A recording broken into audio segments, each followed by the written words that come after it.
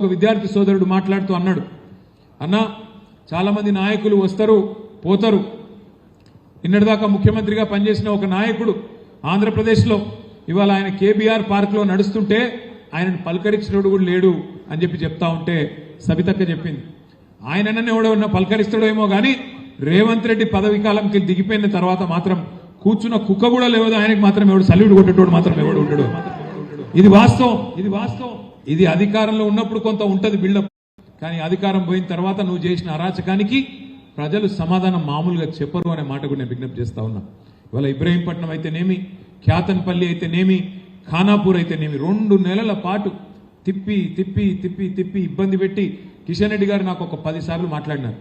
Sir మీరు election కమిషనర్కు మాట్లాడండి, ముఖ్యమంత్రి కార్యాలయంలో ఉన్న అధికారులకు మాట్లాడండి, కోర్టు తీర్పునన్నా గౌరవించమనండి, కోర్టు ఎలక్షన్ పెట్టమని చెప్పింది, మనం అడుగుతున్నది ఎలక్షన్ పెట్టమనే కదా, ఏం అడుగుతున్నాం అంటే కూడా వాళ్ళు ఉల్కరు పల్కరు. ఆఖరి కోర్టులు అంటే కూడా వీళ్ళకి గౌరవం లేకుండా పోయింది. అందుకే నేను మీతో ప్రార్థించేది, తప్పకుండా తొందరలోనే పెద్దలు కేసీఆర్ గారి దగ్గరికి మన చైర్మన్ గారిని కౌన్సిలర్లందరినీ వెంటనే తీసుకొని పోతా, ఆ తర్వాత మళ్ళీ మిమ్మల్ని అందరినీ కూడా తప్పకుండా తీసుకొని పోతా అని చెప్పి కూడా మీకు మాట ఇస్తూ, మళ్ళొక్కసారి ఇంత ఆలస్యమైన ఇంత ఓపికగా కిషన్ రెడ్డి గారి ఎవరు లేవద్దు, కిషన్ రెడ్డి గారి బర్త్డే కూడా ఉన్నది, వారి జన్మదినం సందర్భంగా కేక్ కూడా కట్ చేయాలని చెప్పి కిషన్ రెడ్డి అని కూడా విజ్ఞప్తి చేస్తూ మళ్ళొక్కసారి మీ అందరికీ కూడా పేరు పేరున హృదయపూర్వకంగా శుభాకాంక్షలు. జై తెలంగాణ, జై తెలంగాణ.